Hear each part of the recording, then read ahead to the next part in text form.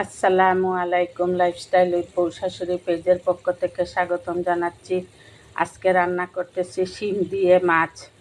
এই শিম আর তেমন মাছ দিয়ে ভালো লাগবে না, মনে হচ্ছে যে আজকেই লাস্ট রান্না করে ফেলতেছি। এখন আমি সব ধরনের মশলা দিয়ে কষিয়ে নিচ্ছি, তারপরে আমি শিম দিয়ে দিব।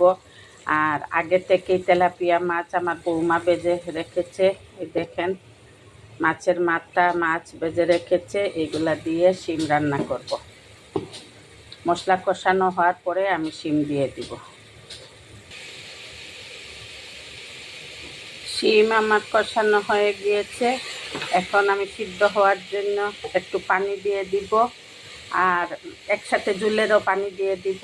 আর প্রেসার কুকারের ঢাকনা বন্ধ করে 2টো সিটি দিয়ে দিলেই আমার শিম রান্না হয়ে যাবে।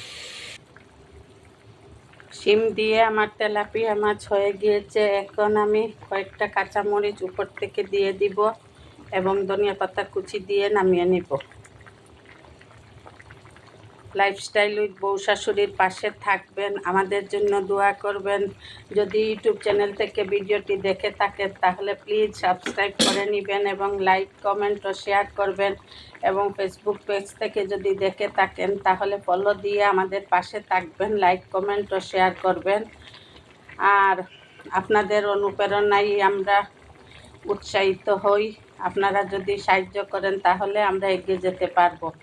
লাইফস্টাইল উইথ বউ শাশুড়ির পাশে থাকবেন, আমাদের জন্য দোয়া করবেন। আল্লাহ হাফেজ। আসসালামু আলাইকুম ওয়া রাহমাতুল্লাহি ওয়া বারাকাতুহু।